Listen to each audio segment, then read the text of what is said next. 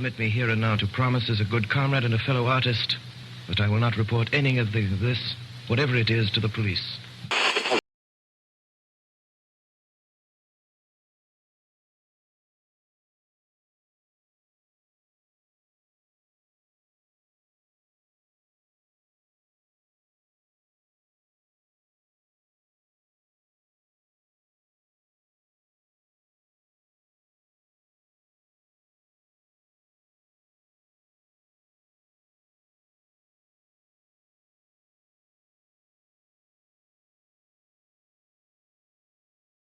Each week, our intrepid group of researchers and music archivists dig through the record crates of the world, finding those albums that may have been lost over time.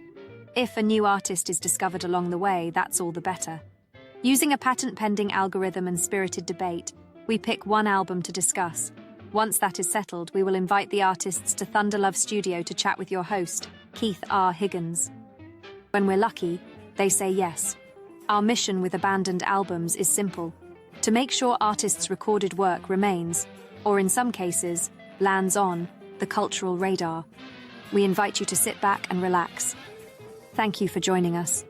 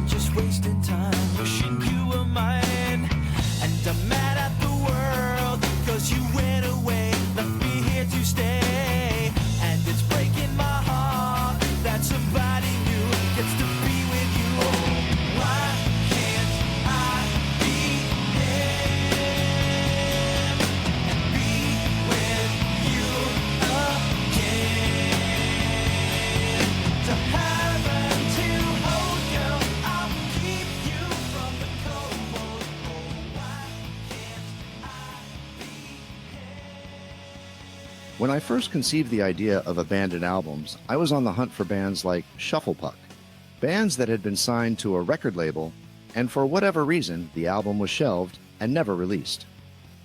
Adam and Justin of Shufflepuck stopped by a couple of weeks ago to share their unique story with us. And boy howdy, it's quite a story. We also discussed the new Generation Blue project they're participating in. There is a lot of ground to cover, so let's get to it. Here's my conversation with Adam and Justin of Shufflepuck. It's just the normal noises in here. Adam, Justin, thank you guys for joining me today to chat a little bit. Thank you, Keith. It's exciting. First time Shufflepuck podcast.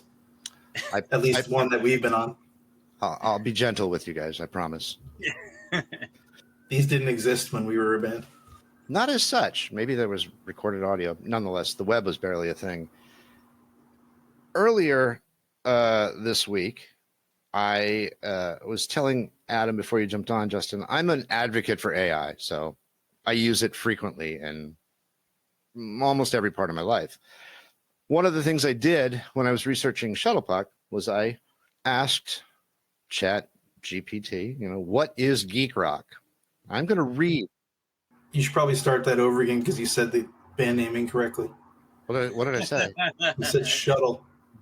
Shuffle. Jesus Christ. I might actually just leave that in. Shufflepuck, I apologize. I don't know why. I'd answer to that. It's all right. So I asked, what is geek rock? This is what it gave me.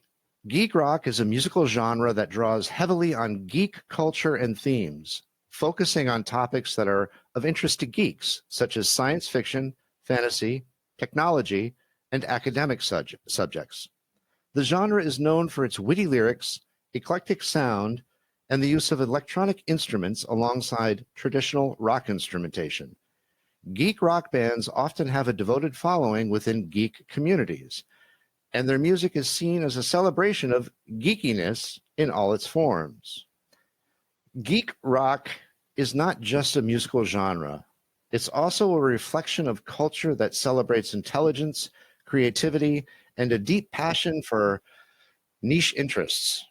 It's a genre that has grown alongside the internet and digital culture, finding a widespread audience through online communities and platforms.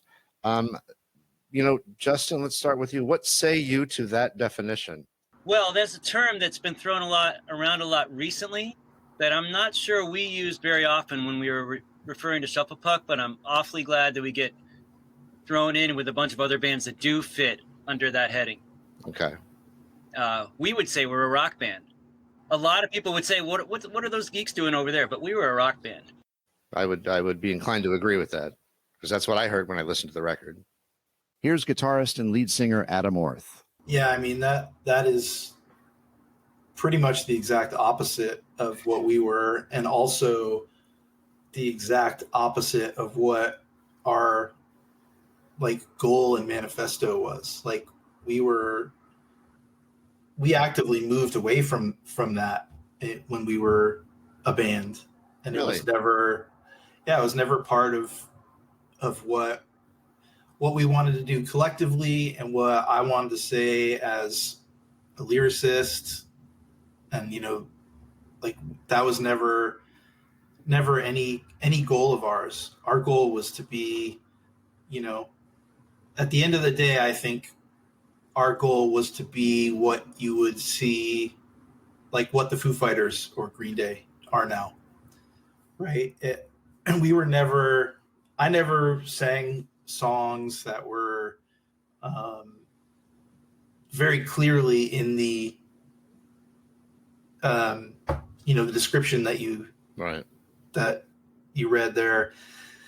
That was never the thing. It was pretty angsty stuff, a little bit more aggressive and pissed off about some stuff, but never moving into darkness. It was always big, aggressive songs with big pop hooks, and we made no bones about wanting to be on the radio and wanting to play big shows at big places and have people singing our songs back to us in a way that I don't think matches up with geek rock at all. No. And if you had told me that when I was in the band, when we were doing it, it would have pissed me off even more. It begs the question, did you have an actual manifesto? Because I know some bands are like, no, this is what we want. This is how we want to present ourselves. Did you have anything like that? Like even written out, or was it just sort of a meeting of the minds? Not written out, but it was inside us inherently, and that was our chemistry, right? We grew up on Kiss, Van Halen, AC/DC, and of course, everyone grew up with the Beatles, but then you find Cheap Trick and Elvis Costello, and that was the edge, right? It was trying to marry, even though Kurt Cobain has said we were just Cheap Trick, the goal really was marrying the Beatles and Nirvana and Cheap Trick and kind of Van Halen into these big pop songs. The tea comes with boba. Well, it doesn't, because I see the tea right there and I see the boba over there. So why don't we just not combine them? Yeah? So I'll take the tea without the covert diabetes delivery mechanism, please. The system won't let me do that. Okay. Yeah, no, fine. One boba, please. We'll call it a mental health day treat. Self-care, right? Isn't that what people call it whenever they need an excuse to do whatever the fuck they want? I don't know. Yeah, no, of course you don't. Of course you don't. One chewy sugar tea, please. Let's go back to the beginning of your origin story. You guys are, I only know this because we've chatted about it a little bit. You're from Connecticut. Were you guys childhood friends? Did you play t-ball together and soccer and all that? Absolutely. I often say I've known Adam longer than anyone else on the planet. But we've known each other since we were 5. Wow. Yeah, it's pretty awesome. our hometown of Storrs, Connecticut was a small place, and you basically would run into everyone there over and over again. But since then we've spread out and ended up in LA together and known each other ever since. Storrs, Connecticut. I associate that with the University of Connecticut. Were your folks part of academia? Yeah, mine were. My parents were professors. Okay, that makes sense. My dad had a slight midlife crisis, and he was thinking he was going to go back to school for something besides the engineering degree that he had, and so he ended up in Storrs.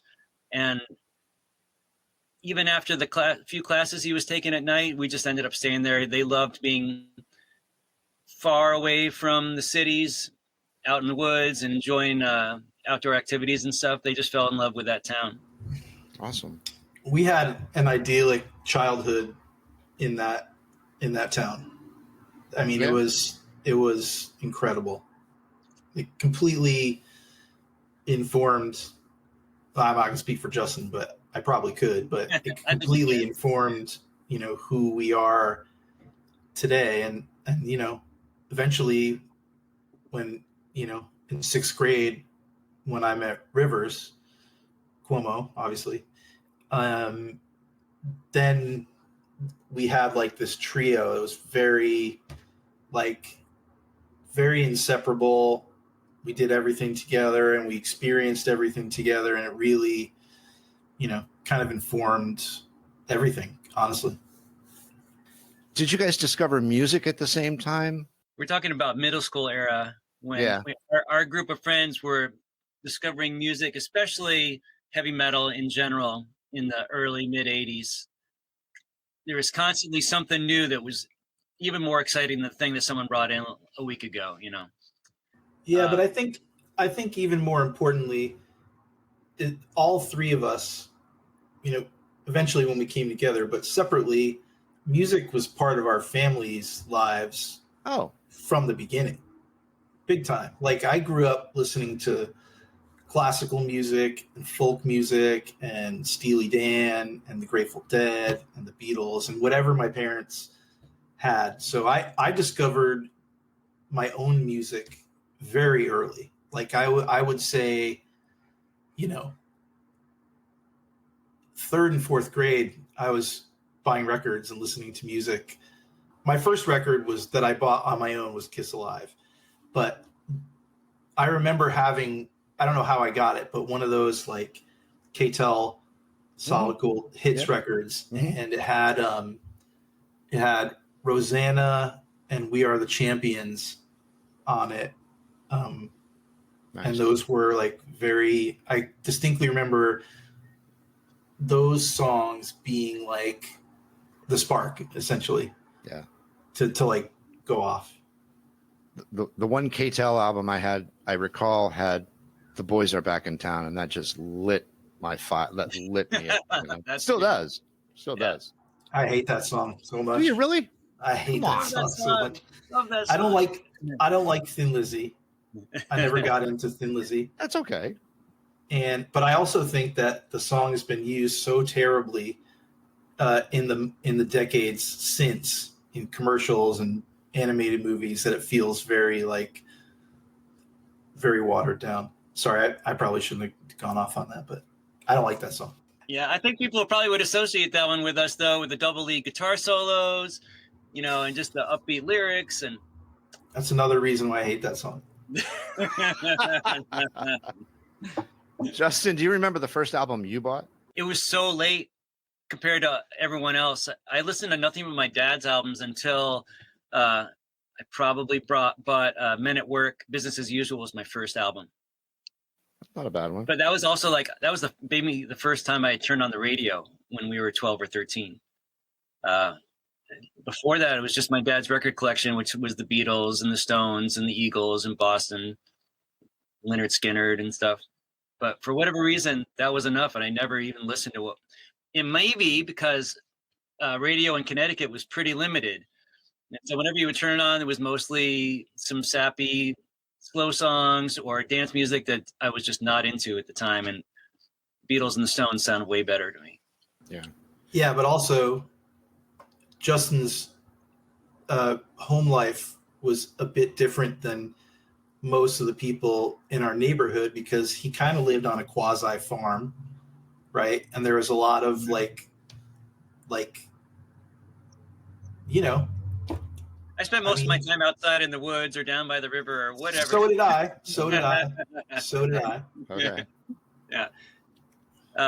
I won't pry too deeply into that. It's not. Oh, it's fine. Fine. But my dad was in rock bands in the 60s, and so his record collection was pretty strong. You know, like he was playing in New York in early 60s, getting to see that part of rock and roll like happening firsthand, you know. So he's playing in the Village or in an originals band in 63. Meanwhile, also putting himself through college, playing upstate in like frat parties and stuff, playing all those songs you've heard on the radio since then, you know. Wow. Yeah. That's He pretty didn't cool. talk about it very often. When I would kind of confront him on it, he was like, well, you know, like if I had made different choices back then, I might not be here. I know you wouldn't be here, but I don't know if I would be here either. So let's not talk much about it. Interesting. So the three of you are pals in Connecticut. You're all three guitar players predominantly. I mean, you might play other instruments, but as near as I can tell, you all three play guitar. Well, Rivers was a drummer in the first band that Adam and I were in together. Really? Well, I think we need to back up a little bit. So the thing that really bonded us together is Kiss, right? Yes. The impact that band had on us at that early stage in our lives is immeasurable. Like, you know, the first time I went to Rivers' house to hang out with him, it wasn't about music. Excuse me. We met because of a mutual interest in comic books and Dungeons and Dragons. And the first time I went to hang out at his house, we drew a comic book together. And my memory is a little bit hazy on this one, but first of all, his room was the most amazing shrine to Kiss with all these cool, like all these Japanese posters that were like rare and weird, and a wall was covered with Kiss stuff. And I'm pretty sure that was the case that first day when I went over to his house. But from then on, it became like, you know, that's where we hung out a lot. And having all of this Kiss imagery and the music, and just like it took over our lives for a very long time. Yeah, you had mentioned that it's a big part of your story, and the way you feel about Thin Lizzy is the way I feel about Kiss. You could say that. That's all right. Yeah, I don't get it. It just never resonated with me. We're all around the same age. It never resonated with me. I don't know what it was. How did this influence you so much? I'll just go real quick. And then Justin can say, but like for me, it was this incredible theatrical escape, and the music also hit me at a time where, you know, I'm starting to think about girls, which is a big part of Kiss, but also the most important part of Kiss that unless you're like a real Kiss fan that people don't understand, Kiss is about like being true to yourself and not letting anything stand in your way. That's like the core element of Kiss. It's not like dumb songs about girls. There are those. Mm-hmm. There's plenty of those. But Kiss is really about this true belief in yourself. And you can hear it in songs like Shout It Out Loud. If you read the lyrics to Shout It Out Loud, it's like, it's about truth, and it's about understanding yourself and not settling for anything. It was a really important message for me. And they created these worlds with their albums. Every album was kind of a little different, and you know, picking up those album covers, like you just get lost in them for forever. So Kiss was like, for me, about a bonding thing, but also telling me that I can do whatever I want to do in my life. That was a big thing for me. And then from then on, I just wanted to be Ace Frehley. I hope you've outgrown that, because I don't know if you've seen Ace lately. I'll never say a single bad word about Ace Frehley. You just put out a new album. People like it. Yeah. Yeah. Yes. How about you, Justin? Did Kiss have the same impact? The thing that I really drew from Kiss right away was listening to Kiss Alive 1 and 2 over and over again, and just the feel of, and I know how much craft was put into creating those albums, but the feel of being at a live show that is the pure excitement and adrenaline you feel with, you know, being in a huge crowd, listening to this monster music, and there's explosions in the middle of the songs, and something I always wanted to be in the middle of, you know, from the minute I heard those songs on, you know. Wow. Yeah. And that thread continued, you know, all the way into LA, all the way into every minute of Shufflepuck, which every minute, literally every minute. I don't think there was really ever a show that we played where we either didn't play a little bit of a Kiss song or a full Kiss song. Like, we actually were pretty well known in LA for playing the song Strutter. Like, that was like, people actually like looked forward to that moment in our set. And that thread continued into, you know, into actually unwittingly meeting Kiss and hanging out with them. And, you know, and it's continued into my life. I've worked for Kiss a little bit here and there on video games and stuff like that. So it's been a constant thread. Tell us more about that meeting Kiss and hanging out with them early in the career. We were so excited. It was so amazing. Okay, so when we actually crossed paths with Kiss, remember what I told you? He tells a worse version of this than I do. No, like right when we meet them for the first time is right when they are kind of redefining themselves again. First, they're gonna come back and do the acoustic show for MTV, and it's the first time they're gonna play with Peter and Ace, and they're rehearsing 4 doors down from us in the same building. Oh wow! And we have video of us like sneaking down the hall just to listen in at the door. We were just like kids in a toy store. It was so incredible.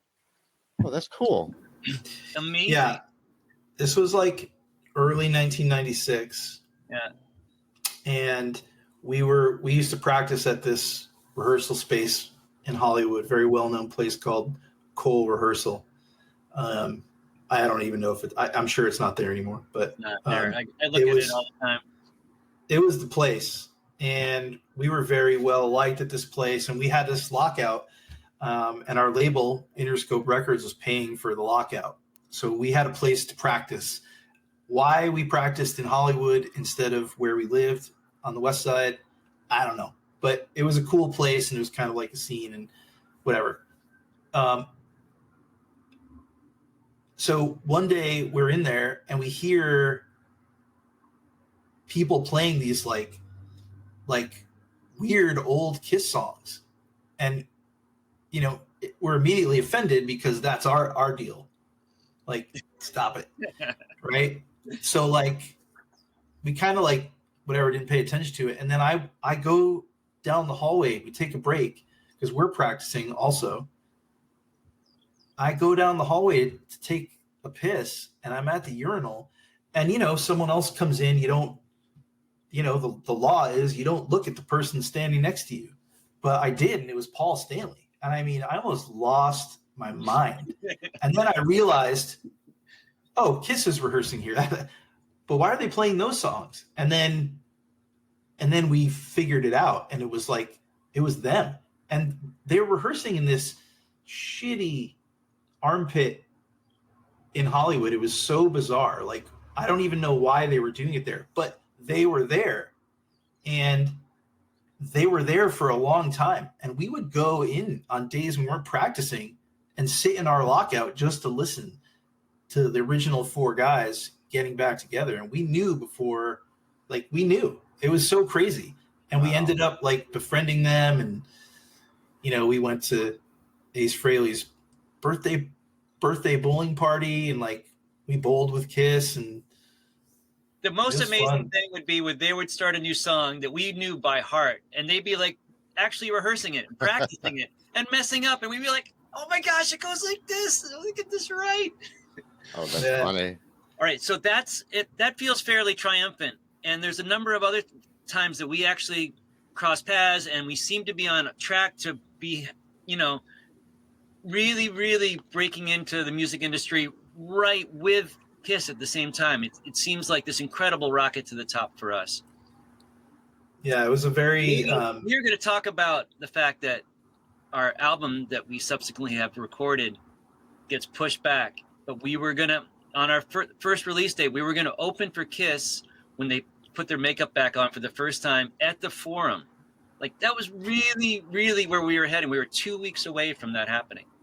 Oh my gosh. We were on the bill up until 2 weeks before that. So, I don't want to talk about that. I literally do not want to talk about that. Wow. And a weird thing, so we were on the best label in the music business at that time, Interscope Records.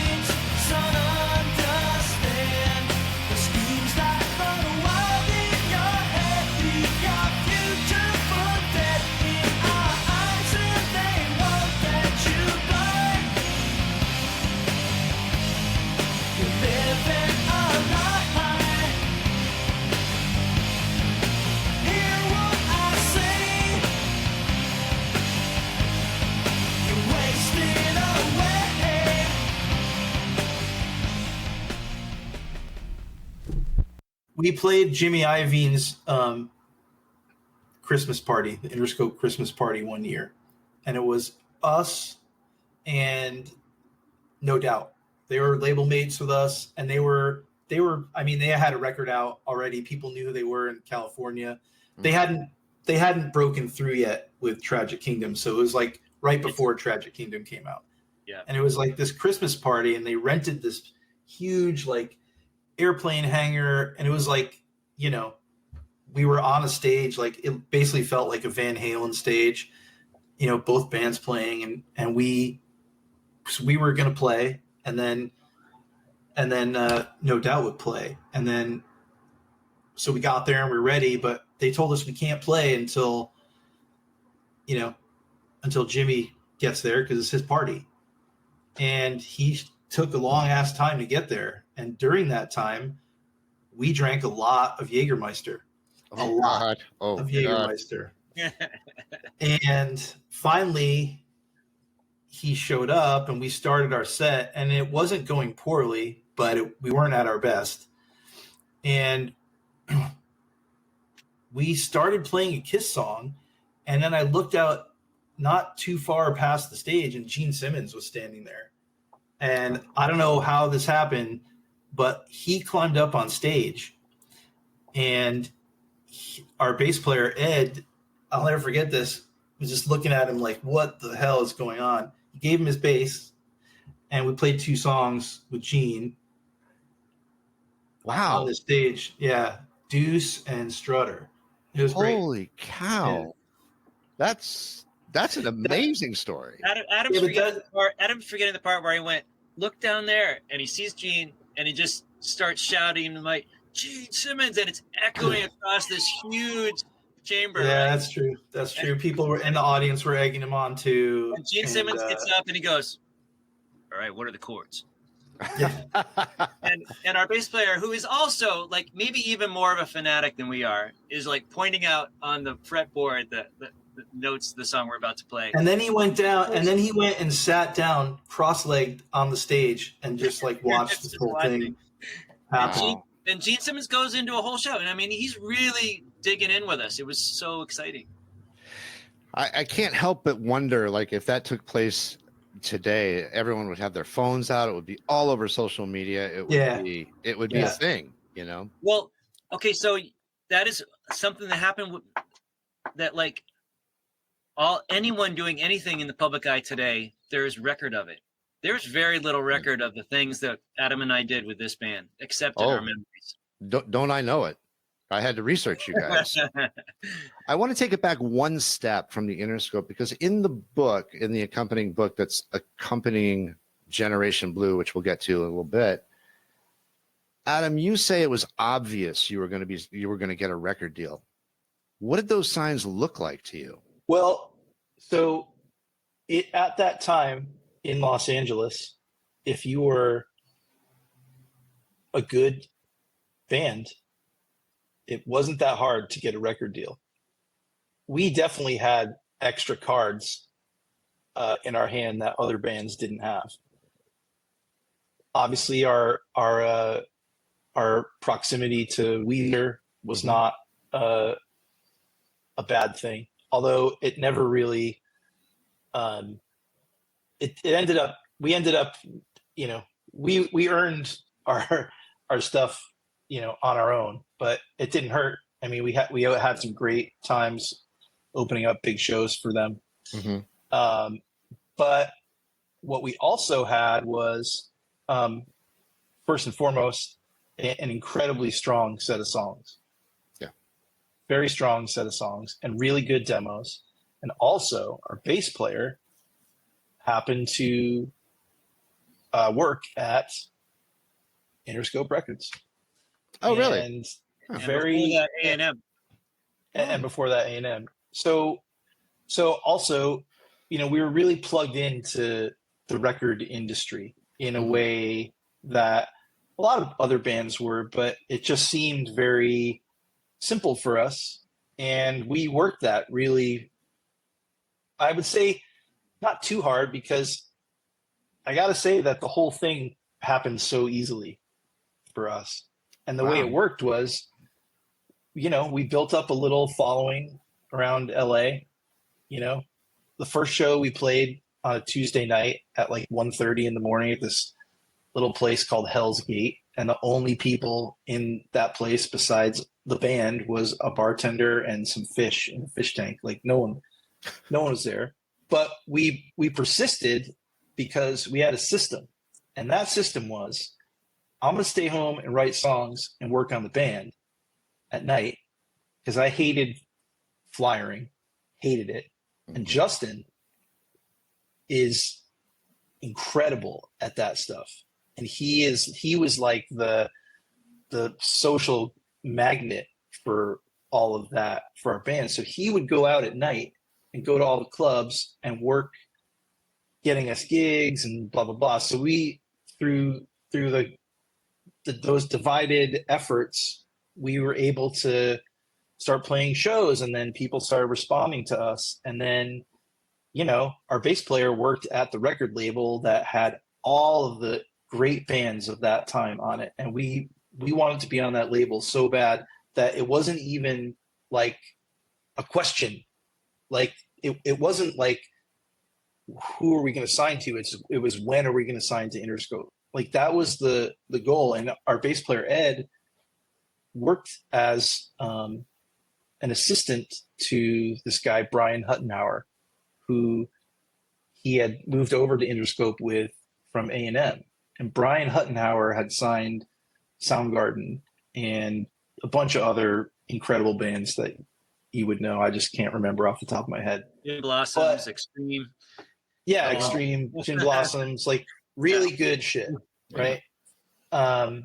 And so, we hung out at Interscope a lot. And, I was very persistent with the A&R people at Interscope, and they started listening to our demos. And this guy, Brian, who signs, Soundgarden or whatever, he finally, I wore him down. It was awkward for Ed because he didn't really want to abuse his position, but we worked it. And I remember sitting in his office, and he finally was like, all right, you guys are really popular around town. People are talking about you. We used to be in this magazine called Hits Magazine, which was an industry magazine. It's still around. And we used to get, like, the whole goal back then was to get mentioned in that, like, Wheels and Deals column as much as possible. And one day, sitting in that office, this guy Brian says to me, he's like, all right, I like you guys. Go out and get a record deal and see what you can get, and I'll double it. What? Yeah, he said, go out, work the industry, get the best thing you can get, and I'll double it. And we're not in touch with Brian anymore. Brian's had some struggles in his life, but I never did that. I basically lied to him. I said, "Oh, all right, we did that. We're ready." And then we were on Interscope. It was like, it wasn't much harder than that, unless I'm forgetting something, Justin. Oh, there's some steps before that, but it was an incredibly exciting time to be in a band. And I'm pretty sure Adam was feeling that in LA, we have just watched our friends do the thing that you feel is obvious. You create a band, you create a buzz, you play good shows, and you get a record deal. And we just watched our friends go through that. And this scene existed. There was a fan base, and there were clubs to play at, and they were ready for more bands like Weezer. So yeah, we call it the blueprint, and we followed it to a T. Although we did have that, like I said, that bass in our hand with Interscope. But no, we mentioned and we had a bunch of labels interested.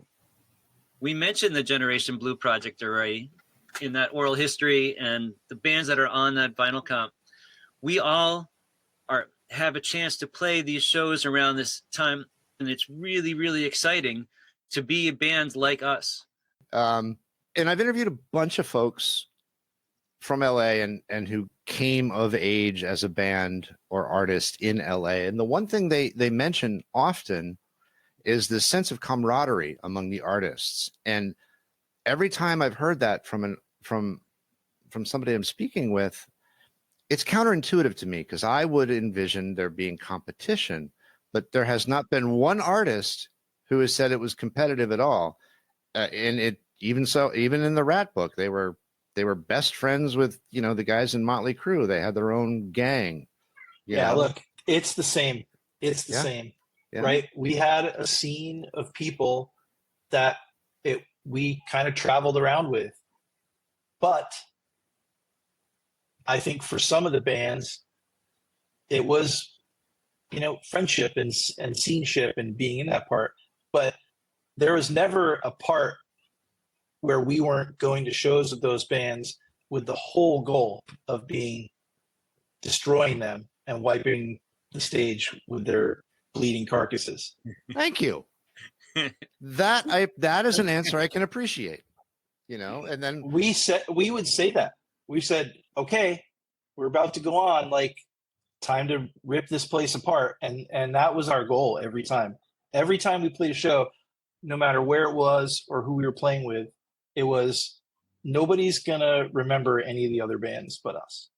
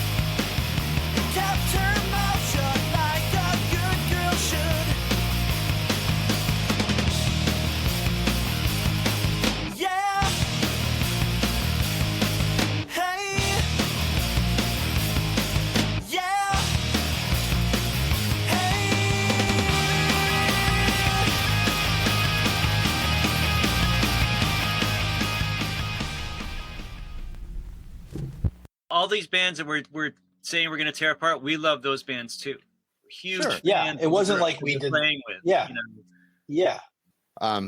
Justin, before you got on, I was telling Adam that your album is what I originally conceived the show to be about. I wanted to find those records by artists who had been on a major label, recorded a major label album, but it got shelved for whatever reason, you know.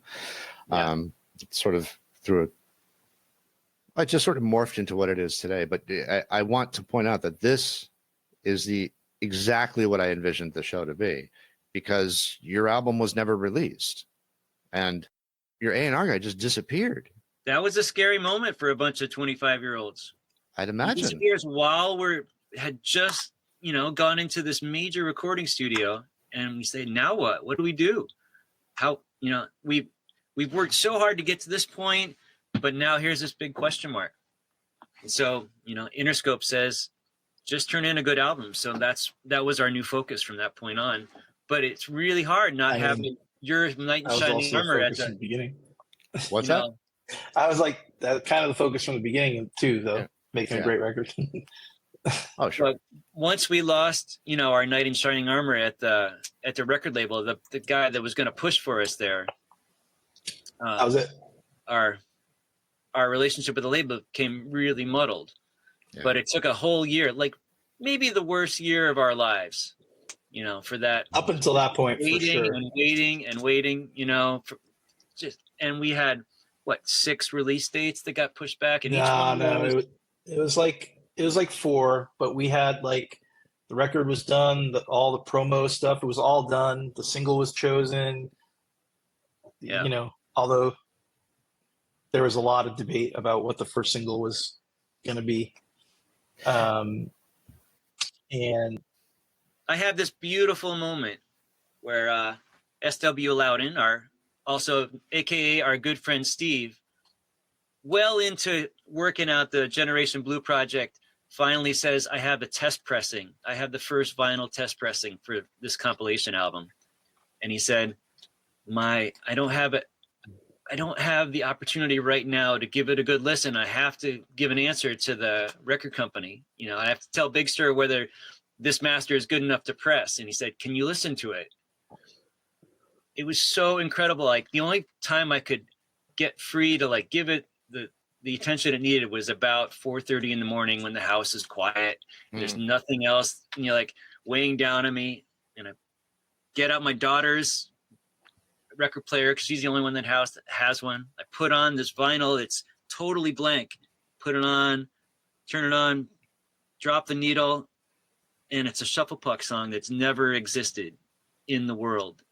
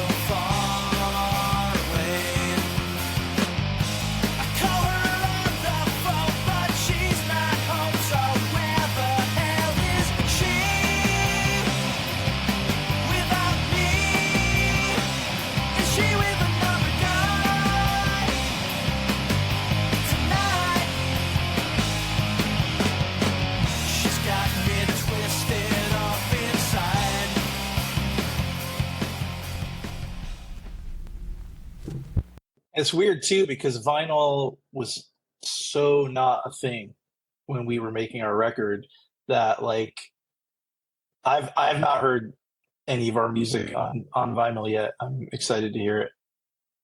And the song that we're discussing is Where the Hell Is She? Yeah. Now that was, Adam, you just made reference to the single was chosen. Was that the original single? Yeah. It was. Yeah, there are CD singles of that fully packaged with artwork and everything. I think Interscope made like 50,000 of those things, maybe less. I have a box of them somewhere. And yeah, that was going to be the first single, which is like, that was kind of the first song also, really. There's a point before the Interscope deal that what really put us on the map in Hollywood and what really gave us a bunch of,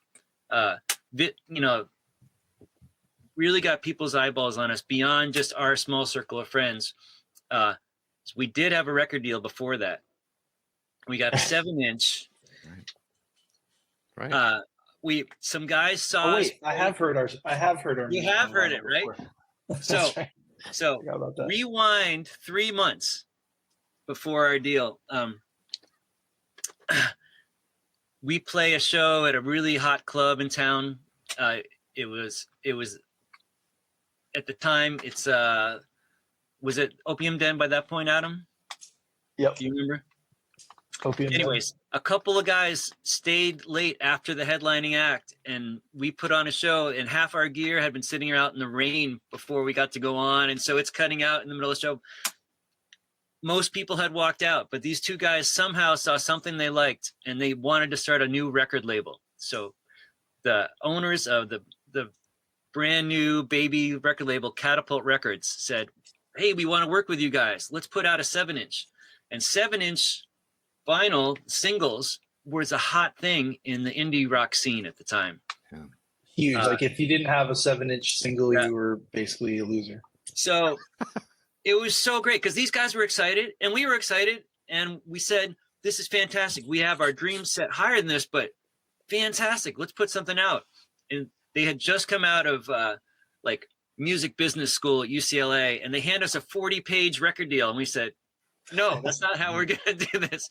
Come back with a 1-page deal and we'll do the thing together. Like, no, we can't do that. And we said, 1 page, do it. Let's make this thing happen. And they did. And not too long after that, we had these little 7-inch singles, and we were able to put them at a couple of the hot record stores in town. And it got us an awful lot of recognition. All of a sudden, people are like talking about us like we're just this one step closer to, being a real band that people are excited about. You were a real band. You're just. Yeah. What's interesting is there's 2 songs, one on each side of that 7-inch, and they're both the demo versions that would, eventually be re-recorded professionally. Not that the demo versions were not recorded unprofessionally. Right. But they were, that was our calling card. It was Where the Hell Is She and Fool Like Me on the other side.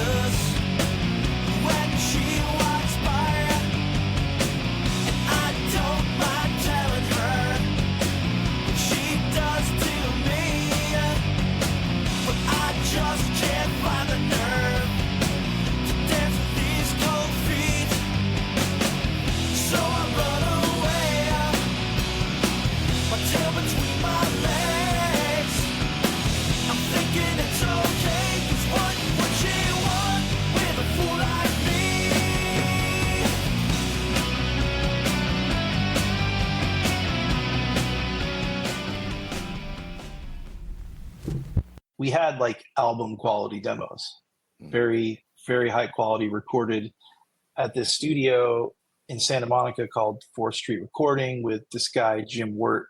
And I had actually gotten a job there pretty close after moving to LA. And boy, I got some stories from working in that place. But that's another podcast. But he immediately saw the songs, and he ended up, helping me and producing our album. Yeah. And we recorded we recorded the album at this incredible, like the legendary record plant in Hollywood, which is like, you know, we were signed on Interscope Records and we were recording, you know, we were signed on Interscope Records. We were extremely popular band. We're making this album at this legendary studio, the best of the best, working with the best people. Sounds fucking amazing. And then we did like all the basic tracks and mostly drums. The record playing was really mostly about the drums. And then we did all the overdubs, like the guitars. Actually, I'm mistaken. All Ed and Keith did all of their bass and drums live together. And we kept the drums, and Ed polished up the bass here and there. And then we did all the guitars and the vocals back in Santa Monica at 4th Street. While we were recording at the record plant, Quincy Jones is next door and AC/DC is down the hall. I mean, we were really in the thick of, you know, the places we had been dreaming of ever since we were kids. Yeah, I got assigned. I went and bugged AC/DC. I got a signed CD of For Those About to Rock by the band that recorded it. All 5 guys. That's incredible. I lost it. Such an amazing time to be us, actually. Well, yeah, and it sounds like everything, all signs pointed to success. Yeah. I mean, literally. I mean, yeah. You got we're talking about a year and a half. Like, you know, from Adam and I starting, you know, searching for the first member to join us in this band to this point of recording the album, you know. It was very fast. It was rocket. Yeah. Did Interscope notify you that they weren't going to release it, or did they just sort of do the passive aggressive, just keep pushing the release date back until finally you threw up your arms and were like, fuck it? I mean, that's kind of what happened, but it was a little more complicated than that. And the complication was we were a baby band, unproven, with a great record that they were totally actually behind. And we actually moved from this guy, Brian, our A&R guy who left the company, to Tom Wally. And Tom Wally is like a legendary A&R guy, still doing it today. He's one of the most legendary guys there. And he really liked us. And he was committed to us. However, the thing that got us was the incredible amount of success that the label was having at that time. No Doubt, Toadies, Wallflowers, Nine Inch Nails, plus all the Death Row stuff. Interscope was a very small record company. There weren't a ton of people working there. I mean, I don't know the numbers, but I would say there definitely weren't more than 50 people working there, right? It was a very small, but, you know, I'm probably forgetting some bands too. Rocket from the Crypt, just tons of bands all exploding at the same time. Like, we're waiting on our second release, and all of a sudden the Wallflowers are exploding, right? Right? No Doubt, Toadies. Yeah. You know, we were there with all of that, and they just, you know, they couldn't keep a release date because something else was always happening.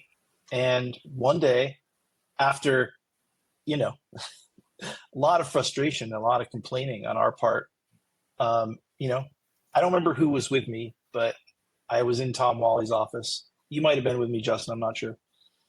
And he's like, look, you guys, you know, it's been a year at this point, right? We just had this insane like rocket from nothing to finished record, you know, the best of the best, like I said. It happened so fast. And then we sat around for a year. I mean, we didn't sit around. We played shows. We wrote more songs. Like, we were not inactive in any way, but because we were just waiting, right? And release dates would come and they would go. You know, we can't do it. We got to wait until, you know, next month or next quarter, or like, you know, this band's blowing up right now. That's totally legitimate. I don't. Is it? I got to push back on that. I'm telling you, they have their rhyme and reason, I'm sure, but I don't know. It just. I'll tell you what. If I release 2 records on the same day. Yeah, but like, it would have been stupid to put Shufflepuck and the Toadies out at the same time. Correct. Right. So one of our release dates got pushed back because there was a band on like a subsidiary label that was like a darling from Bush, right? And it was that song "Sitting in." Oh yeah, Bush. I forgot Bush So was in the mix too. One of our really important release dates, we had tours set up, or we had shows set up. We were like, it had nearly happened, and I guess Gavin Rosdale or someone from the Bush camp calls up and says, "Hey, we have this band on our imprint label, and we want you to push this on." That's as easy it was to knock us off the list for the next 6 weeks. Yeah. God damn. Yeah. So frustrating. Well, look, I mean, but that's, I'm telling you, it's not like there was a bunch of people sitting around like, you know, yeah, they were busy. They had tons of. It was insane. Going into that office around that time was electric. There was so much stuff happening at that time. Like, I don't really begrudge Interscope for this at all, because the way it ended up, it very much ended up in our favor, right? Like, so, you know, our guy Brian flames out. He's gone. We're with Tom Wally. He's committed to us. But, you know, I'm getting pissed off at this point. And so I have this meeting with Tom, and he's like, "Look, it's not going to happen this year, and I can't tell you when it's going to happen." And I was like, you know, that's not what you want to hear from the president of the label. Yeah. 26 or 27 years old, waiting for the rocket to take off with this, what we think is an album made for radio, which it was, like, specifically. Yeah. And, you know, I don't want to hear that at all. And I was very vocal about not wanting to hear that. But he was a cool guy, and he gave me the option of, you know, you can stay here and wait it out. We're happy to do this. Or we will give you your masters for your record with no strings attached and give you a bunch of money. And you can literally go across the street to another record company and hand them this record that they'll be glad to have. And you're on your way. Now, that must be why the guy's a legend. One of the reasons. Very cool. Now, what was happening right at the same time was truly what killed us. While we were signed and waiting for that year, the Prodigy broke, and all of a sudden, nobody in the industry wanted to hear a guitar. Not interested. Where's your fucking Mohawk and your keyboards and your crazy, you know, drum and bass stuff? Like, it was like literally overnight. It was an overnight thing. That, combined with, we went to every other label in town who wanted us before, and they didn't want us anymore because they and everyone else in the industry perceived that we were dropped. So we were damaged goods. We were not dropped.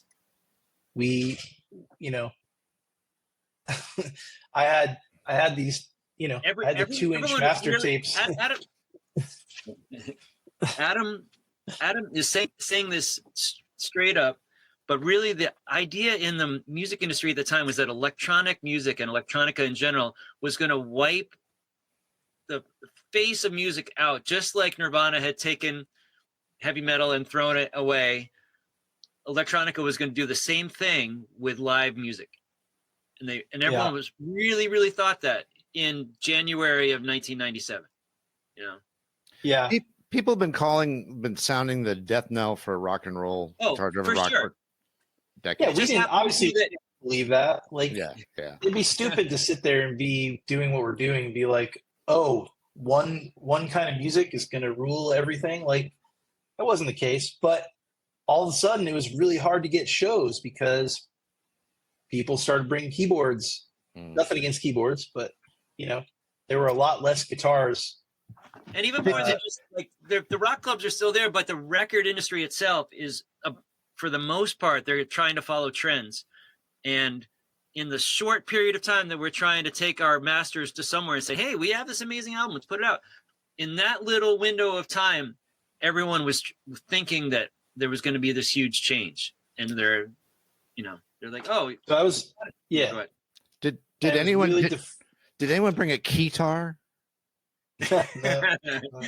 We could have changed sudden, yeah, it was really demoralizing, and all of a sudden we went from being really popular to like, we're not doing rock shows or whatever right now. And that was really tough on us because we were sitting on gold or maybe even platinum, who knows. But like, it was really hard, and we felt it was incredibly demoralizing because we didn't do anything wrong, right? We didn't like flame out or make a bad record or, punch a record executive in the face or anything like that. It was just like this kind of like terrible perfect storm of things that happened. And then from that, things got pretty dark. Like, so we all still wanted to play music, and most of us still wanted to continue the band. But I didn't. I was frustrated, and I felt like, I felt really betrayed by like the industry and the world a little bit. I mean, it wasn't like, I wasn't like sitting in the corner, like in a fetal position or anything like that, but I still wanted to make music.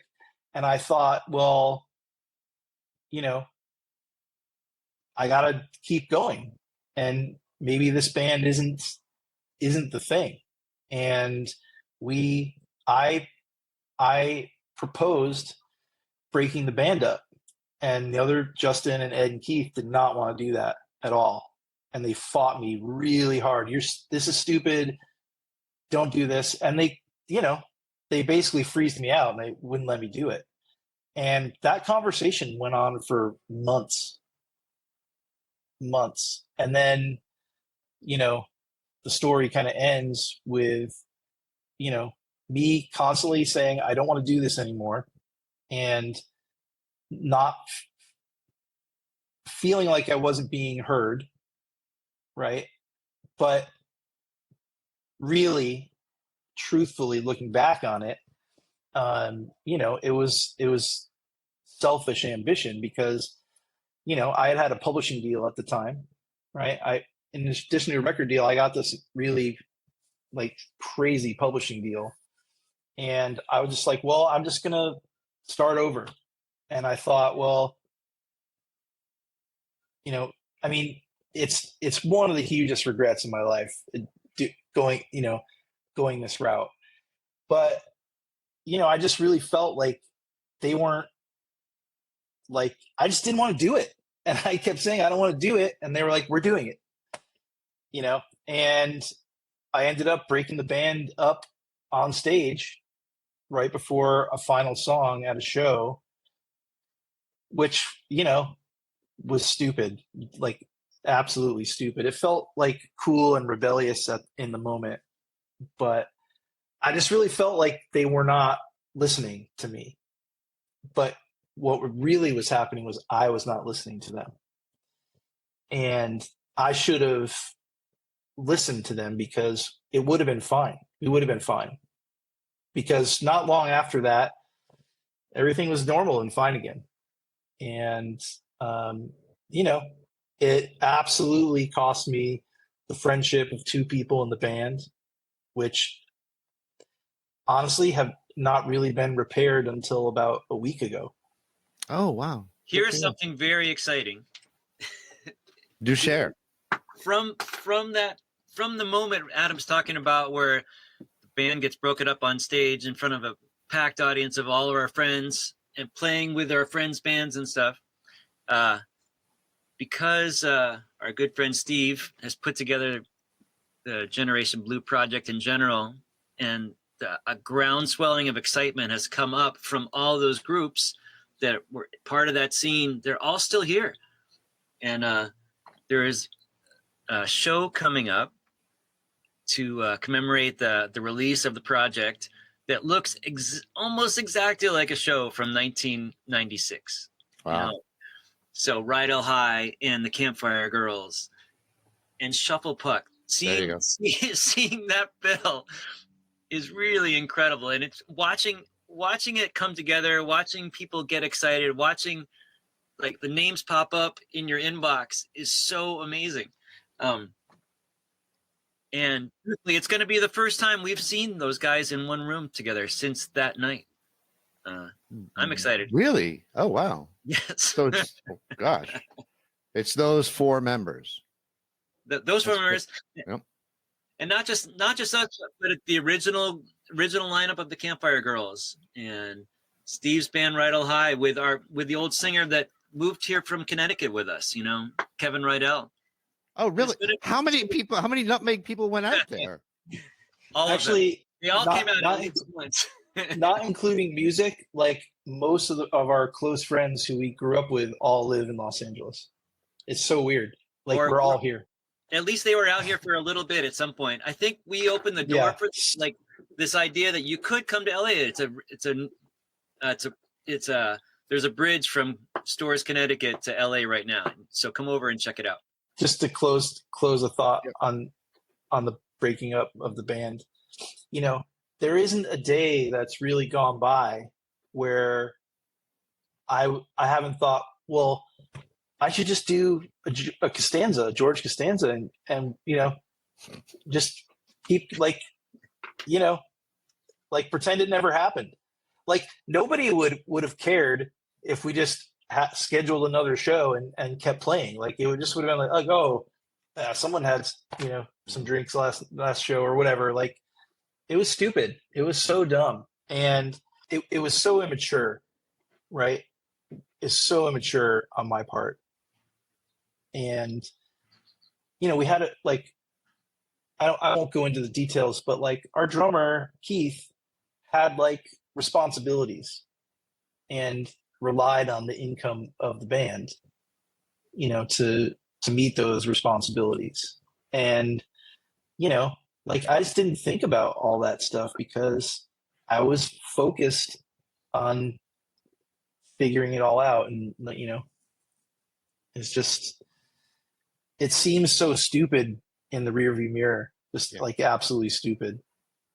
But it's cool that, you know, we're going to play this show coming up, and it's pretty funny. Like there's actually a Shufflepuck text group now that hasn't existed ever before. And it was like stepping right into the same shoes. Like it didn't feel like any time had elapsed or we ever broke up or anything like that. So we'll see what happens. It's going to be neat to walk into that room together for the first time again. That's going to be pretty special. That's awesome. Sure. That's the weird thing about getting older. You get smarter, or at least more sympathetic, empathetic. You understand a little bit more than you did. I certainly do. Can't speak for everybody. Oh, look, I mean, you know, after that happened, Justin and I never separated. That we were, you know, right. That never happened. But, you know, I completely destroyed the friendships of those two other guys. And we were a very tight group of people, very tight. Yeah. And, you know, it's it's just like, we all went on and lived our lives, right? We've all been successful at different things since then, right? But it's just like, I didn't want to do a new show. I didn't want to do it. And Justin is pretty expertly, You just say I maneuvered you into it? Yeah, he tuned the knobs all in the right way, right? I mean, I still feel a little bit weird about it, but it's I don't think it'll be more than closure. We all have lives, and I don't, being a rock band is a young person's game, unless you've been doing it successfully, since then. But Somebody tell Mick Jagger that, please. well, I guess he's the exception, right? And there's nothing wrong with that, in my opinion. But yeah, I mean, I don't foresee anything more happening with that other than what I was telling you before we started, which is the album is going to be slightly remastered and reformatted in really pristine digital, new digital copies, lossless for streaming platforms, and it will come out in the area of when this project is all happening. That's great news. Yeah, so it'll be first time available on all streaming platforms. I get contacted about this album all the time. People find me on the internet. I'm not that hard to find. Right. I've unfortunately achieved some other types of notoriety over the years. So I read. and I've had, a not the greatest version of the album digitally in my Dropbox for, I think, 15 years. Maybe. I don't even know if Dropbox is that old, but I've had digital copy in Dropbox, and whenever anyone reaches out, I give them the album, and it's pretty cool to hear that, and see it, and have people still interested in it. I definitely never ever thought I'd be on a podcast talking about it. Well, I'm glad you are. I definitely never thought a podcast would be conceived around it. But it still stands up. It sounds really good. 100%. I'm new to it. I really enjoyed it. Soup to nuts. So it holds up remarkably well, I feel. So you have a lot to be proud of. Keith, I'm imagining that you probably take a little while for these interviews to get out. You probably shape Correct. them and edit them and stuff. I do. But in the meantime, the Gen Blue project is gonna start happening. Steve had to send copies as part of as part of a pre-announcement. I've heard that it's already gotten out there a little bit. Oh, right, And, right. It was attached to the press release. That's exactly. True. Yeah. And so Adam Press and I release? hear this. Jesus, I don't know anything. Adam hears this like secondhand. Like, wait, what's going on with my band? Yeah.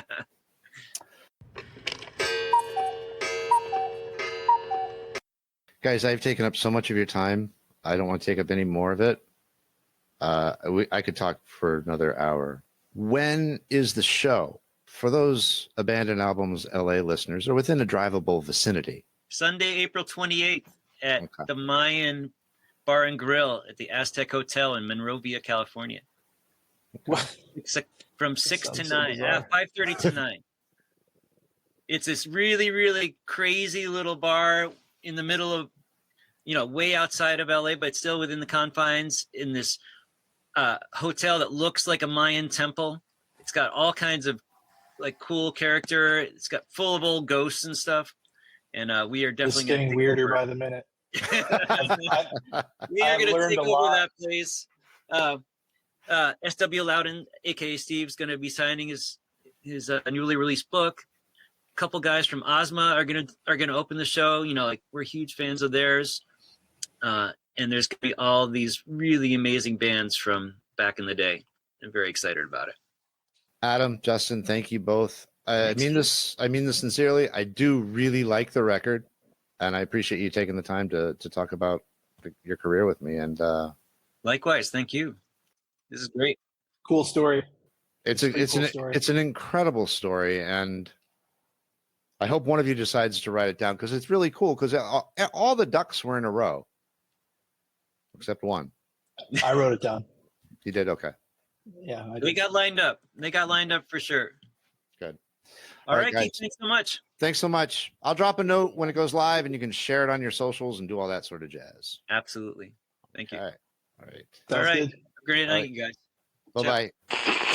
Thank you to Adam and Justin for making the time to share the incredible Shufflepuck story with us. Their long, unreleased album will see the light of day this spring, so keep your eyes open for that. In the meantime, be sure to check out the Generation Blue compilation and accompanying oral history book, The Hollywood Geek Rock Scene in the 1990s and 2000s. The complete package drops on Friday, April 26, from Big Stir Records and Spider Pop Records. You can find it at your favorite independent retailer. The compilation has tracks from Baby Lemonade, Campfire Girls, Nerf Herder, and, of course, Shufflepuck, along with many other great bands. Extra big thank yous go out to S.W. Loudon. This episode of Abandoned Albums was written and produced by Keith R. Higgins. The show was recorded at Thunderlove Studio, where it was engineered by Daphne Morris, with help from Penetration. Abandoned Albums was edited by Vic Titball, with help from Clem Fandango. Our theme song is Solo Flight by Charlie Christian. In the opening of the show, the songs you heard were The Ballad of Peter Pumpkinhead by XTC, Never Say Never by Romeo Void, and The Walls Came Down by The Call. You can stream all of those artists wherever you stream your favorite music. Original music by Mike Pellegrino. The songs you heard during this podcast were Why Can't I Be Him? Living a Lie, Small, Where the Hell Is She? And lastly, Fool Like Me. All of these songs can be found on the upcoming Shufflepuck release. Please remember to support independent artists. If you like what you've heard, please remember to subscribe and leave us a rating. It helps other people find the podcast. Thanks for listening. Grazie. Bailey Leaf, Rob Janicki, Mike Pellegrino, Farina Bella, Eric Beatner, S.W. Loudon, Ronnie Barnett, Michael Janicki, Peyton Janicki, and our executive producer, Lucius Thunderlove. Abandoned Albums receives funding from Damon Pharmaceuticals, the makers of Ben Affleck. Ben Affleck is the only chewable tablet made to combat stomach unease associated with mediocrity. Taken daily, Ben Affleck can help combat explosive gastrointestinal shame. You can find a multitude of flavors in the incontinence section of your local pharmacy.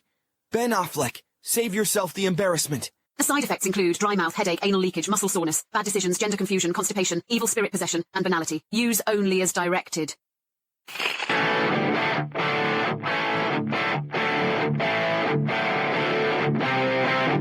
And now, until we meet again next time, I remain as always obediently yours. Abandoned Albums is a production of Paw Print Media. And now, a word from our sponsor.